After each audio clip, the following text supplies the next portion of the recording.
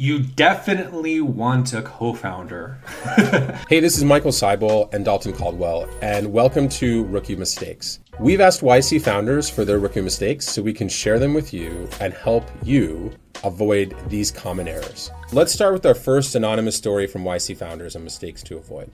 At the beginning, when everything's going well, you don't know how you're going to handle disagreements or bad actions by the other person. It's extremely hard to deal with a bad situation after the fact if you don't have anything written down. It's awkward to talk about things like who gets what percentage of the company, or do you have founder vesting? And you know how human beings are. We don't always remember things quite the way they went down, right? And so write it down. I think the biggest error that I see is founders looking for someone with a skill match versus someone that they actually maybe have had a fight with before, like a friend. A lot of founders assume that whatever skills their co-founder has at the moment they join the company are the only skills they'll ever have. And in my experience, almost everything you learn on the job. So you rather work with someone you really like and learn together than work with someone you don't know at all and get into fights and then break up. I mean, to put some facts on that, how many founder breakups have we seen where the founder says, my co-founder is excellent, A+, they just don't have the skills that we need, versus my co-founder is a living nightmare and I can't take it anymore, right? Like how many people are like, what a great person that I like a lot. They just didn't end up, I shouldn't have made them my co-founder because they just didn't have the right skills, Michael. Do you ever hear that? Never hear it. Never. And by the way, it's not that it's not true. It's that doesn't cause a co-founder breakup. Like, that doesn't kill a company. It's an error, but not a fatal one. All right, let's move on to the next one. So, the YC founder wrote in, take arguments with your co-founders seriously. It's more likely to kill you than anything else. What I see with a lot of co-founder disputes is that the relationship has never been pressure tested. They've just been friends. They've been like, oh yeah, we chat all the time. And then the first time there's a disagreement, it's just a blow up. And the relationship is broken. And you'll never be able to put the pieces back together again. Versus if it's someone you know in a while, maybe it doesn't seem as shiny, but you've already had some disagreements. You've already had the relationship ebb and flow over years, right? My best takeaway is that first, you don't always have to come into a resolution. Like if you don't have two people engaging productively, you can pause. You know, you don't have to keep the fight going. Yeah. And then the second one is like understanding how your co-founder deals with stress. Like some people deal with stress by attacking.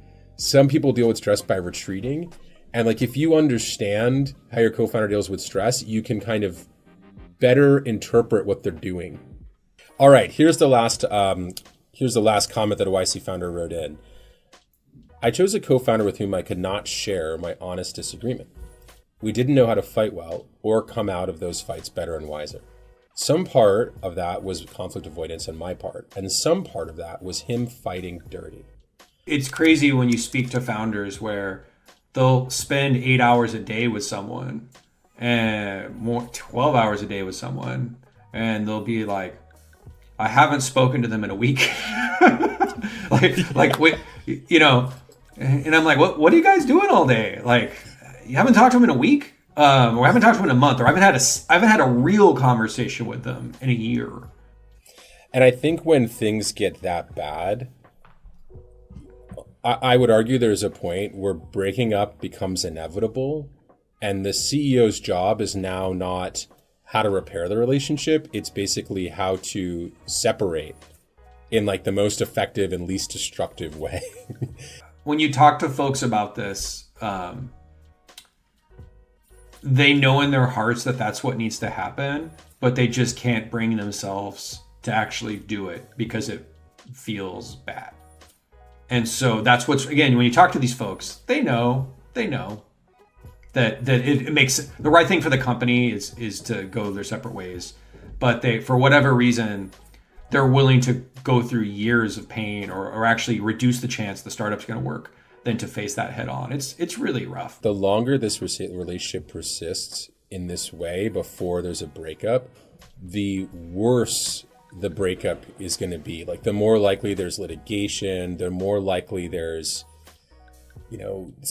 one person is vested stock, so now your cap table is affected. Like, there are all these things that get worse by leaving it alone. How should the CEO set up a company so that if this battle, if there is a co-founder fight, it's not fatal to the company? The closest to equal you can get, the better, because it avoids this, this person has 10% more, so it's their company. You see all this drama that happens over equity splits. So equal is good. However, here's a pro tip for you. A straight 50-50 deadlock is rough, and we see that kill companies a lot.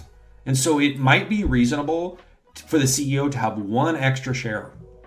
So you effectively have the same ownership, you're equal co-founders, but that one extra share is you agreeing in writing early that in the event of a 50-50 deadlock, there's a tiebreaker vote. Dalton, before we close, what are some tactical tips you give folks who are looking for co-founders now, who are extremely early in their journey or thinking about starting a company? I hear from a lot of folks starting companies where they want to come up with the idea first, maybe they want to raise money first, and then they want to add a co-founder. And I actually think that's going about it in a less than ideal way and actually might cause more problems. Okay? I would recommend figuring out who the co-founder is first. And then if you come up with the idea together, and perhaps you fundraise together, then you'll have collective ownership that it's your idea and it's your company, versus a lot of times when you add co-founders later, in their mind, it's your company, it's not their company. And even though, you worked on the company an extra month than the other person did, which is so silly, right?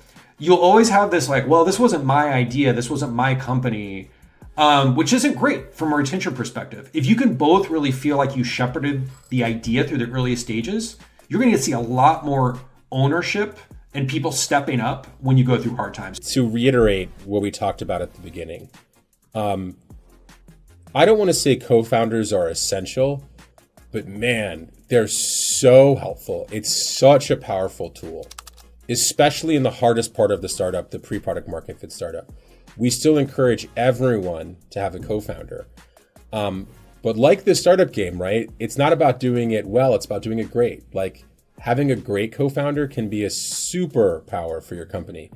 Having a okay co-founder, not taking this seriously, can be the seed of big problems. Absolutely. And sometimes people, they end up with co-founder issues and I guess I'm just going to quit and start a new company. And we'll it's so easy to start a new company. And then it's good luck. And then you speak to them a year or two later, and it's really hard to get back to where they were in the moment.